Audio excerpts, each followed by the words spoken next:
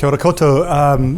As others have said, an incredible honour to be here, and although, like others, it's singular individuals that wear the pins today, I guess in some ways it's the community of colleagues, families, grad students, all sorts of others, mentors who sort of stand somewhere invisibly behind us, and we're just the ones who get the glory today. So I do carry many others with me here today. Especially I'd just like to honour my late parents, they didn't give up on me when I failed geography at high school, and in fact I failed most subjects in my last year of high school, and yet here I am. So anyway, life is full of mysteries. It's kind of a bit like, I was thinking about this 10 minutes thing, a bit like asking a novelist to write a haiku poem, I think, to ask an academic to boil it down to 10 minutes. But so I thought I'd just, at this juncture of recognition, it does lead one to sort of look back on your journey. So I just want to give you a few little glimpses of what my journey was like. And this first image, I love rivers and streams, but that really represents the twin streams of the field of medical geography I found myself sort of parachuted into when I went to Canada on a Commonwealth Scholarship, started my PhD. The first conference I went to, there was one group who were disease ecologists and the other group were health services researchers, and they only talked to each other at coffee during the middle of the day sort of thing. But things really have changed, as I'll show you as we move on. Back when I was an undergraduate student, place was really only a set of coordinates.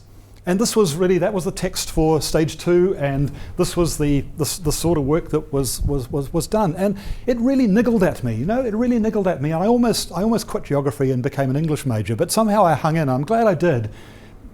But what was really missing, I thought, was a sense of what place is in terms of that richness of human well-being and human connectedness. And I guess that's what my quest has been, to better understand place.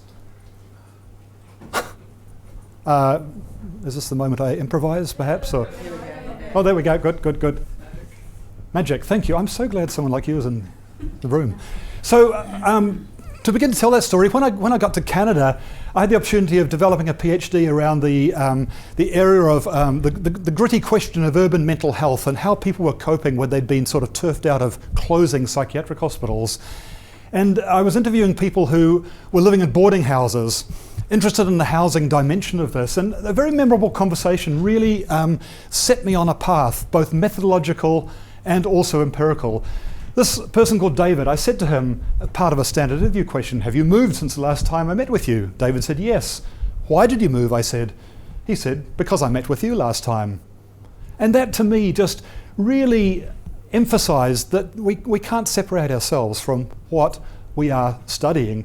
There are feelings of belonging that people have that are fundamental to people's inclusion experience around place, and sometimes we as researchers can be part of that. The other thing that was going on while I was in Canada was, in my spare time, I was fascinated with the Indigenous world, which was pretty much on the edge of the horizon at that time in the early 80s. Michelle sort of referred to some of it earlier on. And in going to some reserves up in Northern Ontario, I encountered amazing Indigenous painters. And you can see this painting by a 16-year-old. There is just so much connectedness. There's so much of a sense of place in which all the elements of the ecology are connected. And that really said to me, well, Western social science wasn't really doing it. I needed to somehow access some of that. So fast forward, come back, for reasons I'm very grateful for, but still can't understand, the Medical Research Council gave me a postdoctoral fellowship, and I found myself doing mental health work in Auckland, but I did have the opportunity of going up to the Hokianga for a couple of months, carried all my survey forms up and did coding as a reason to be there, but really started to do some improvised research up there, very interested in the meaning of the local health clinics. Now, health clinics like this at the time, very small, didn't even have a waiting room. The waiting area was on the veranda of the general store. What happened there on the veranda of the general store was all sorts of korero, all sorts of talk, some of which was about health, some of which was about the community, all sorts of stuff. So that really was, to me, a sentinel lesson that health is very much in the crucible of community. Health can have broader meanings among local residents than clinical processes and procedures, which was pretty much what the health system was was speaking to. There were people arriving and spending time at the waiting area who didn't even have an appointment, just because they knew it was clinic day and it was a good chance to catch up with people. So to me, that period was very, very important to emphasize to me that place is more than location, it's connected to people's identity. Place is a stretched out sense of social relations, it draws people back. It's in a constant state of becoming. Place evolves, and that place is not separated from researchers themselves. So now I want to segue into more recent research, but even more recent is the last 20 years. I've developed an interest in what I would call social infrastructure. What is it that binds a community together, creates well-being that we can't necessarily easily see, or we don't hardwire it? This is these sort of less visible ways in which there's a generation and sustaining of place. So 2 examples. When my kids were only about as high as my knee or my waist, there was a real problem with traffic congestion around the local primary school I was part of. And so we had this idea that came up at a conference in Australia around walking school buses. So we started the first walking school bus in Auckland, and that was an amazing experience, both to participate in it, but also to observe what was happening and see the significance of community that came through. And I went on over the following 10 years to do a lot of sort of evaluative work trying to assess it and understand it as it grew and grew to over 100 schools, walking school buses. This was a father, a man, who, and Penny, here's the knitting thing. When I was interviewing him, I said, well, what does the walking school bus mean to you? And he said, well, there are great benefits, lots of intangible benefits over and above the obvious. It knits together the social fabric of your immediate neighbourhood. So I thought that was just such a useful way of talking about the way that even using the existing infrastructure added to the well-being of the community by simply getting people out of cars and walking. Soft infrastructure is generative of trust, connectedness, intimacy of place, and social capital.